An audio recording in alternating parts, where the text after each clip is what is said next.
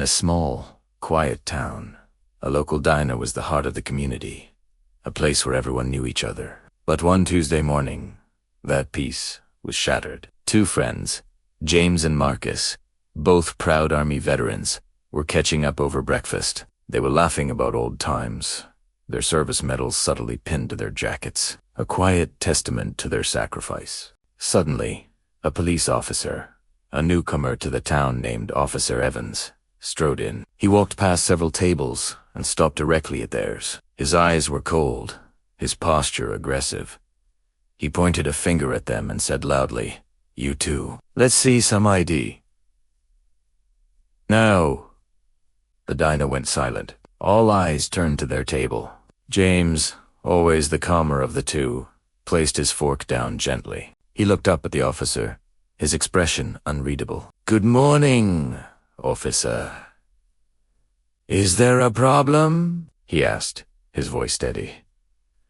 Officer Evans sneered. "There's a problem, if I say there is. I got a report about two suspicious individuals matching your description. So, ID."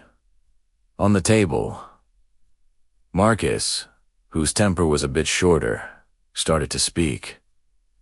But James put a hand on his arm. He calmly took out his wallet, placing his driver's license and his military veteran ID card on the table. Marcus did the same. The officer picked them up, glanced at them, and tossed them back dismissively. "Anyone can get one of these?" he scoffed. "What were you two really up to?" The accusation hung in the air, thick and ugly. The implication was clear. Two black men couldn't just be enjoying a meal. They had to be up to something. The tension in the diner was thick enough to cut with a knife. Patrons who had known James and Marcus for years stared in disbelief. The diner owner, a kind woman named Sarah, started to walk over, but James gave her a slight shake of his head. He wanted to handle this. "Officer James began, his voice still measured but now with a steel edge.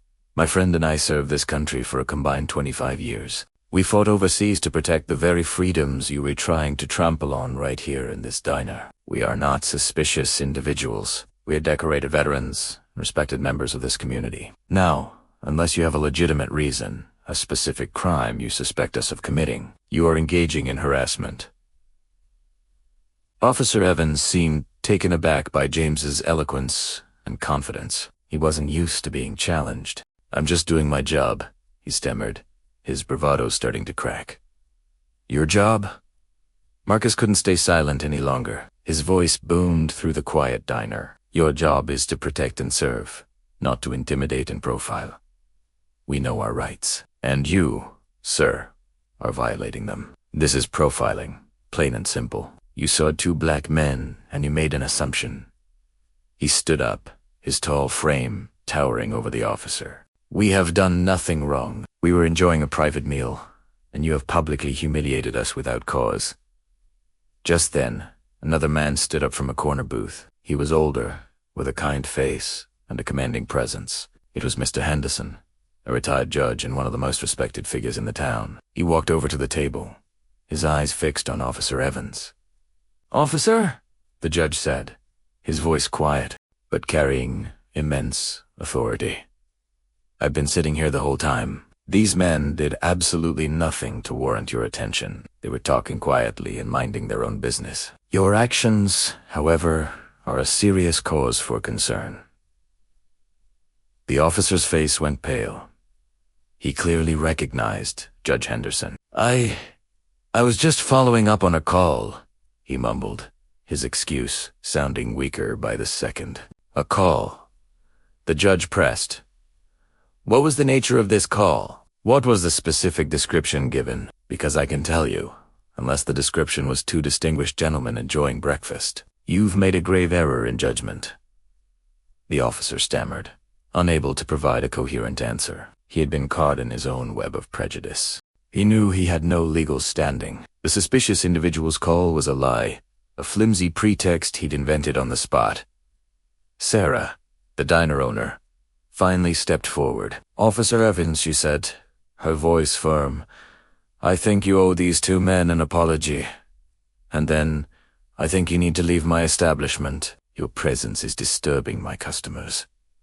The officer looked around the diner. He saw no allies. Every face was looking at him with disapproval and disappointment. The two veterans stood their ground, their dignity intact. The retired judge watched him, his expression one of deep disappointment. "Defeated," Officer Evans mumbled.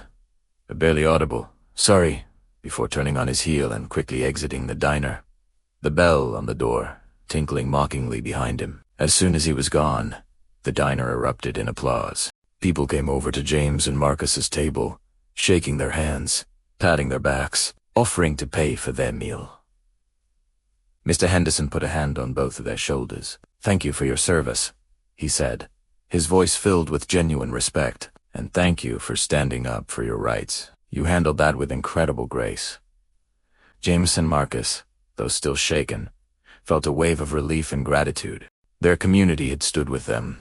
Sarah brought them fresh plates of food on the house. "You are always welcome here," she said warmly. The incident was a stark reminder of the prejudices that still exist, but it was also a powerful example of what can happen when good people refuse to stay silent. It showed that knowledge of your rights, combined with courage and community support, is a powerful defense against injustice. The two veterans finished their breakfast, not as victims, but as victors who had calmly and intelligently schooled an officer on the true meaning of justice and respect. Their quiet dignity had spoken louder than any shouted accusation ever could. They had proven that the uniform they once wore wasn't just a piece of clothing. It was a symbol of an unwavering commitment to the principles of liberty and justice for all. The story spread through the town, not as a tale of harassment, but as a lesson in courage. Officer Evans was later required to attend mandatory sensitivity and anti-bias training, and a formal complaint was filed by Judge Henderson himself,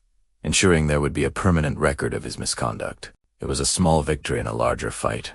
But for everyone in that diner, it was a moment where the community came together and proved that decency and respect would always win. Thank you for watching. If you believe in standing up for what's right, please like this video and subscribe for more stories that inspire.